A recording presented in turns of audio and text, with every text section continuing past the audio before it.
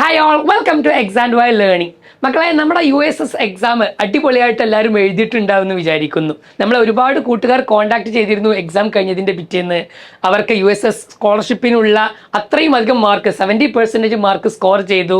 ചിലർ ഗിഫ്റ്റഡ് സ്റ്റുഡൻറ്റോളം വരുന്ന മാർക്ക്, അത്രയും 80% മാർക്ക് സ്കോർ ചെയ്തു എന്നൊക്കെ പറഞ്ഞുകൊണ്ട് അവരുടെ സന്തോഷം നമ്മളെയൊക്കെ അറിയിച്ചിരുന്നു. അതിനൊക്കെ കാരണമായിട്ടുള്ളത് നമ്മുടെ എക്സാം വൈ നമ്മുടെ ഈ ഒരു ചാനലിലൂടെ നൽകിയിട്ടുള്ള ഒരുപാട് കാര്യങ്ങളായിരുന്നു അല്ലേ. നമുക്കെല്ലാവർക്കും അറിയുന്നത് പോലെ ഒരുപാട് വീഡിയോസ് നമ്മളെ വ്യത്യസ്തങ്ങളായിട്ടുള്ള സബ്ജക്റ്റുകൾ, ഈവൻ അറബിക്, ഇംഗ്ലീഷ് അടക്കമുള്ള, സോഷ്യൽ സയൻസ് അടക്കമുള്ള ലാംഗ്വേജസും ബേസിക് സയൻസും സോഷ്യൽ സയൻസും ഒക്കെ നമ്മൾ എന്ത് ചെയ്തിരുന്നു, വ്യത്യസ്തങ്ങളായിട്ടുള്ള ഫാക്കൽറ്റികളിലൂടെ നിങ്ങൾക്ക് ചെറിയ ചെറിയ വീഡിയോസ് ആയിട്ട് അതിൻ്റെ തിയറി പാർട്സുകൾ നിങ്ങൾക്ക് പ്രൊവൈഡ് ചെയ്തിരുന്നു. അതോടൊപ്പം തന്നെ നമ്മുടെ ഒരുപാട് എന്താ പറയുക, മാരത്തോൺ അടക്കമുള്ള ലൈവ് ക്ലാസ്സുകൾ, അതോടൊപ്പം തന്നെ മെൻറ്റി ക്വിസുകൾ അല്ലേ, എല്ലാ സബ്ജക്റ്റിൻ്റെയും ഇത്തരത്തിലുള്ള ലൈവ് ക്ലാസ്സുകൾ നിങ്ങൾക്ക് പ്രൊവൈഡ് ചെയ്തിട്ടുണ്ടായിരുന്നു.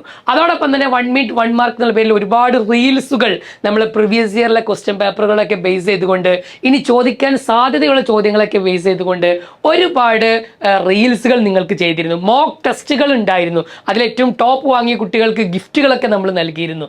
ആ രൂപത്തിൽ ഏറ്റവും അടിപൊളിയായിട്ട് നമ്മുടെ USS എക്സാമിന് സ്കോർ ചെയ്യാൻ വേണ്ടിയിട്ടുള്ള എല്ലാ കാര്യങ്ങളും എക്സാം വൈ നിങ്ങൾക്ക് നൽകിയിരുന്നു. അപ്പോൾ ഈ ഒരു എക്സാമിന് വേണ്ടി പ്രിപ്പയർ ചെയ്ത സമയത്ത് എക്സാം ഒക്കെ കഴിഞ്ഞതിന് ശേഷം ഇതിൽ നിന്നും അൾട്ടിമേറ്റ് ആയിട്ട് എന്താണ് നാം പഠിച്ചത് എന്നുള്ള കാര്യത്തെക്കുറിച്ച് നിങ്ങൾ എപ്പോഴെങ്കിലും ആലോചിച്ചിട്ടുണ്ടോ?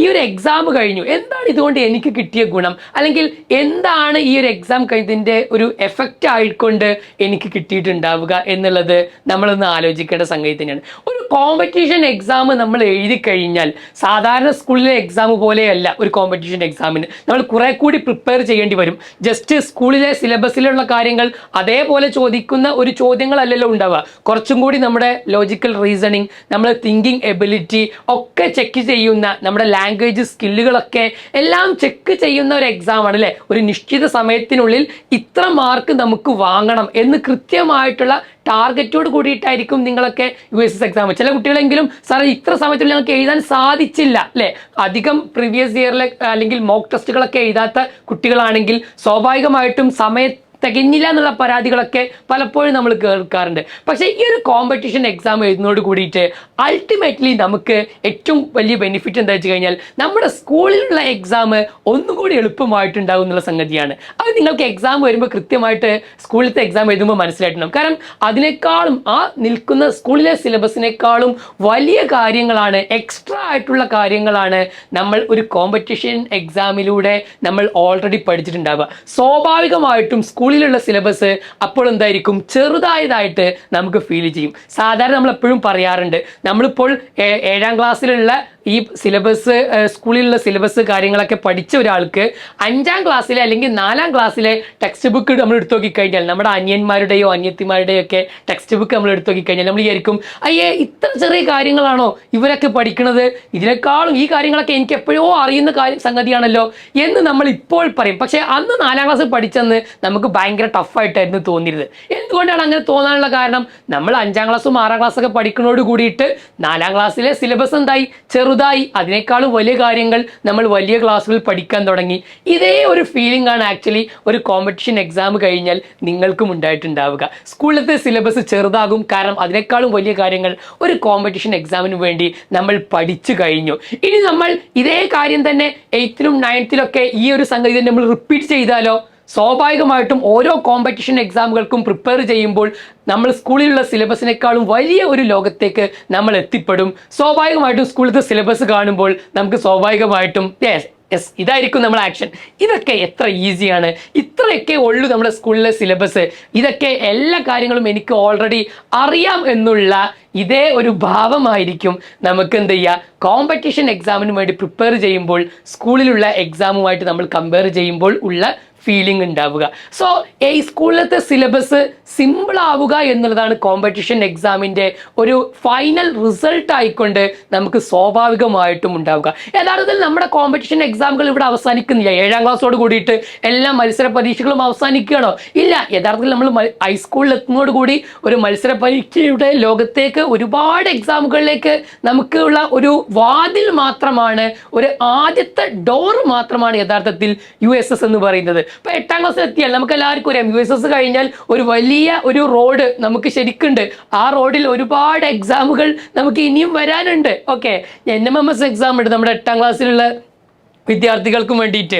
1ാം ക്ലാസ് മുതൽ +2 വരെയുള്ള കുട്ടികൾക്കും വേണ്ടിയിട്ട് ഒരുപാട് ഒളിമ്പ്യാഡ്സുകൾ നാഷണൽ ലെവലിലുള്ള, ഇപ്പം നമ്മൾ കേരളത്തിലെ കുട്ടികളുമായിട്ടല്ല മത്സരിച്ചത്, നാഷണൽ ലെവലിലുള്ള അതന്നെ മാത്സ് ഒളിമ്പ്യാഡുകൾ, സയൻസ് ഒളിമ്പ്യാഡുകൾ, ആ രൂപത്തിൽ ഓരോ സബ്ജക്റ്റുകൾക്കുമുള്ള ഒളിമ്പ്യാഡുകൾ നാഷണൽ ലെവലിൽ ഓരോ ഏജൻസികൾ നടക്കുന്നുണ്ട്.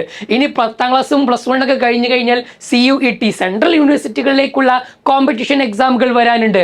ആ +2 കഴിഞ്ഞാൽ നമുക്ക് JEE അല്ലേ, പിന്നെ എഞ്ചിനീയറിംഗിന് വേണ്ട എക്സാമുകൾ, അതേപോലെ നീറ്റ്, മെഡിക്കൽ എക്സാമുകൾ, ഇങ്ങനെ ഒരുപാട് എക്സാമുകൾ ഇനി നമ്മുടെ ലൈഫിലേക്ക് വരാൻ പോകുന്നതേ ഉള്ളൂ. അപ്പൊ അതിൻ്റെയൊക്കെ ആദ്യത്തെ ചവിട്ടുപടിയാണ് യഥാർത്ഥത്തിൽ USSലൂടെ നമ്മൾ എന്ത് ചെയ്തത്, നേടിയെടുത്തത്. അപ്പൊ ഇത്തരത്തിലുള്ള ഈ പറഞ്ഞ ഒരുപാട് കോമ്പറ്റീഷൻ എക്സാമുകൾക്ക് നമ്മൾ പ്രിപ്പയർ ചെയ്യണമെന്നുണ്ടെങ്കിൽ ഈ രൂപത്തിൽ സ്കൂളിലുള്ള സിലബസിൽ ഒതുങ്ങിയാൽ പോരാ. അതിലും വലിയ ലോകത്തേക്ക്, അതിലും എക്സ്ട്രാ ആയിട്ടുള്ള കാര്യങ്ങൾ നമുക്കൊരു 10ാം ക്ലാസ് കഴിയുമ്പോഴേക്കും ഒരു +1 +2ന്റെ പിന്നെ ലെവലിലേക്ക് നമ്മൾ ഉയർന്നാൽ എങ്ങനെ ഉണ്ടാകും? അതിനും വേണ്ട മുഴുവൻ ഹെൽപ്പുമായിട്ടാണ് നമ്മുടെ ExamVy എന്തിട്ടുള്ളത്, ഫൗണ്ടേഷൻ കോഴ്സ് എന്നുള്ള പേരിൽ ഒരു പ്രോഗ്രാം നമ്മൾ ചെയ്തിട്ടുണ്ടായിരുന്നത്. വർഷങ്ങളായിട്ട് നമ്മൾ ഹൈസ്കൂൾ ലെവലിലുള്ള കുട്ടികൾക്ക് എന്ത് ചെയ്തിട്ടുണ്ട്, ഫൗണ്ടേഷൻ കൊടുത്തിട്ടുണ്ട്. നമുക്ക് നെക്സ്റ്റ് ഇയർ മുതൽ നമ്മൾ 6ാം ക്ലാസ് മുതൽ 6, 7, 8, 9, 10 6ാം ക്ലാസ് മുതലുള്ളിൽ തന്നെ എന്ത് ചെയ്യുന്നുണ്ട്, ഫൗണ്ടേഷൻ പ്രോഗ്രാം ഉണ്ട്. വളരെ കൃത്യമായിട്ടുള്ള സിലബസോട് കൂടിയിട്ട്, എന്നാൽ നമ്മുടെ സ്കൂളിലുള്ള ഒരു മാർക്ക് പോലും പോവാതെ, സ്കൂളിലുള്ള സിലബസുകൾക്ക് ഒന്നും സംഭവിക്കാതെ തന്നെ അതിലും വലിയ കാര്യങ്ങൾ നമുക്ക് എന്ത് ചെയ്യാം, ഭംഗിയായിക്കൊണ്ട് പഠിക്കാം അല്ലേ. നമ്മളെ അജ്മൽ സാറും ഷഫീർ സാറും അസീം സാറും എല്ലാ ടീച്ചേഴ്സും ഉണ്ടാവും. അവിടെയും നിങ്ങൾക്ക് ഓരോ സബ്ജക്റ്റുകൾ എടുക്കാൻ വേണ്ടിയിട്ടുണ്ടാകും. സയൻസും മാത്സും ഒക്കെ ഏറ്റവും ടോപ്പ് ആയിക്കൊണ്ട് നമുക്ക് ഈ ഒരു ഫൗണ്ടേഷൻ പ്രോഗ്രാമിലൂടെ എന്ത് ചെയ്യാൻ പറ്റും, സാധിക്കുകയും ചെയ്യും. അതും വെറുതെ ഒരു മണിക്കൂറുകളോളമുള്ള ക്ലാസ് അല്ല മക്കളെ, നേരെ മറിച്ച് ഒരു 10 മിനിറ്റുള്ള വളരെ എഫക്റ്റീവായ രൂപത്തിൽ ഒരുപാട് പിന്നെ പ്രോഗ്രാമുകൾ, ഒരുപാട് ജിഫുകളും ഒരുപാട് പിക്ചറുകളും ഒരുപാട് നമുക്ക് തന്നെ ചെയ്തു നോക്കാൻ പറ്റുന്ന രൂപത്തിലുള്ള ഫെറ്റ് പോലെയുള്ള ചില സിമുലേഷൻസ് ഒക്കെ ഉപയോഗിച്ചുകൊണ്ട്, എന്ന് പറഞ്ഞാൽ ടീച്ചർ ചെയ്യുന്നതിനപ്പുറത്ത് നിങ്ങൾക്ക് ആ ലിങ്ക് ഉപയോഗിച്ചുകൊണ്ട് കയറി കഴിഞ്ഞാൽ നിങ്ങൾക്കും ചെയ്ത് നോക്കാം. ഇപ്പോൾ നമ്മൾ സയൻസിൽ കറണ്ട് ഉണ്ടാകുന്ന സംഗതി പഠിച്ചിട്ടുണ്ടാകും അല്ലേ, അല്ലെങ്കിൽ ഒരു ആസിഡ് ഉണ്ടാകുന്ന സംഗതി പഠിച്ചിട്ടുണ്ടാകും. അതൊക്കെ നമ്മൾക്ക് തന്നെ ഇഷ്ടമുള്ള രൂപത്തിൽ ചെയ്തു നോക്കാൻ പറ്റിയാലോ. റിയാലിറ്റിയിലല്ല, നേരെ മറിച്ച് നമുക്ക് എന്ത് ചെയ്യാൻ പറ്റും, നമ്മളെ കമ്പ്യൂട്ടർ ഉപയോഗിച്ച് അത് ചെയ്ത് നോക്കാനുള്ള സിസ്റ്റം ഉണ്ടാകും. അങ്ങനെയുള്ള സിമുലേഷൻസ് ഒക്കെ വെച്ചുകൊണ്ട് നമുക്ക് എന്ത് ചെയ്യാൻ പറ്റും, ഏറ്റവും രസകരമായിട്ട് എഫക്റ്റീവായിട്ടുള്ള ഒരു പഠനം യഥാർത്ഥത്തിൽ ഈ ഫൗണ്ടേഷനിലൂടെ സാധിക്കുമെന്നുള്ളതാണ്. അപ്പോൾ ഞാൻ നേരത്തെ പറഞ്ഞതുപോലെ നമുക്ക് എന്ത് ചെയ്യാൻ പറ്റും, ഒരു പക്ഷേ നിങ്ങൾ പിന്നെ 7ാം ക്ലാസ് കഴിഞ്ഞ് 8ാം ക്ലാസ്സിലേക്ക് നിങ്ങൾക്ക് ജോയിൻ ചെയ്യാം. അതുമല്ലെങ്കിൽ 6ാം ക്ലാസ്സിലുള്ള നമ്മളെ അനിയത്തിമാർക്ക് എന്ത് ചെയ്യാം, ഈ രൂപത്തിൽ എന്ത് ചെയ്യാൻ പറ്റും, ഏറ്റവും ഭംഗിയായിട്ട് അവർക്ക് ചെയ്യാൻ സാധിക്കും. അപ്പോൾ ഇങ്ങനെയുള്ള ഒരുപാട് നല്ല കാര്യങ്ങൾ യൂസ് ചെയ്തുകൊണ്ട് നമ്മുടെ സയൻസ് ആൻഡ് മാത്സിനെ ഏറ്റവും എഫക്റ്റീവ് ആക്കുന്ന ഫൗണ്ടേഷൻ പ്രോഗ്രാമാണുള്ളത്. നമ്മൾക്കൊരു പക്ഷേ നമ്മുടെ അനിയത്തിമാരെയൊക്കെ ഒരു 6th ഇതൊക്കെ തുടങ്ങിക്കഴിഞ്ഞാൽ നമുക്കറിയാം, ഒരു +1 +2 ഒക്കെ കഴിയുന്ന സമയത്തേക്ക്, അല്ലെങ്കിൽ 10ാം ക്ലാസ് കഴിയുമ്പോഴേക്കും അവർ വേറൊരു ലെവലിൽ എത്തിയിട്ടുണ്ടാകും. നാഷണൽ ലെവലിലുള്ള ഇത്തരത്തിലുള്ള കോമ്പറ്റീഷൻ എക്സാമുകളൊക്കെ ക്രാക്ക് ചെയ്ത് അവരുടെ സ്വപ്നങ്ങളായിട്ടുള്ള ഈ നീറ്റും JEEയും ഒക്കെ പാസ് ചെയ്ത് നല്ലൊരു ഡോക്ടറായി, നല്ലൊരു എഞ്ചിനീയറായി, അതല്ലെങ്കിൽ സെൻട്രൽ യൂണിവേഴ്സിറ്റിയിലെ പഠിച്ച് അവിടെ നിന്നൊരു സയൻറ്റിസ്റ്റ് ആയിട്ട്, അല്ലെങ്കിൽ ISROയിലേക്കുള്ള ഒരു പിന്നെ റിസർച്ചറായിട്ട്, ഇങ്ങനെയൊക്കെയുള്ള നമ്മുടെ വലിയ സ്വപ്നങ്ങളെ സാക്ഷാത്കരിക്കാൻ എന്ത് ചെയ്യും, ഈ ഫൗണ്ടേഷൻ പ്രോഗ്രാമിന് സാധിക്കുമെന്നുള്ളതാണ് ഏറ്റവും വലിയ പ്രത്യേകമായിട്ടുള്ളത്. അപ്പോൾ നിങ്ങൾക്ക് ഇതുമായി ബന്ധപ്പെട്ട കൂടുതൽ നിർദ്ദേശങ്ങളോ അല്ലെങ്കിൽ കാര്യങ്ങളൊക്കെ അറിയണമെന്നുണ്ടെങ്കിൽ ഈ ഒരു കോൺടാക്ട് നമ്പറിൽ എന്ത് ചെയ്താൽ മതി, ഒന്ന് വിളിച്ചാൽ മതി. ExamVyയുടെ ടീം എന്ത് ചെയ്യും, നിങ്ങൾക്ക് ആവശ്യമായിട്ടുള്ള മുഴുവൻ ഡീറ്റെയിൽസും അതുവഴി നിങ്ങൾക്ക് എന്ത് ചെയ്യും, തരികയും ചെയ്യും. ഇത്തരത്തിലുള്ള പ്രോഗ്രാമുകളുടെ നമ്മുടെ വലിയ സ്വപ്നങ്ങൾ എന്ത് ചെയ്യണം, തീർച്ചയായിട്ടും സാക്ഷാത്കരിക്കാൻ നമുക്ക് സാധിക്കട്ടെ. മറ്റൊരു വീഡിയോയിൽ ഇനിയും ഇത്തരത്തിലുള്ള ഒരുപാട് എക്സാമുകളുടെ വിശേഷങ്ങളുമായിട്ട് നമുക്ക് വീണ്ടും കാണാം. താങ്ക്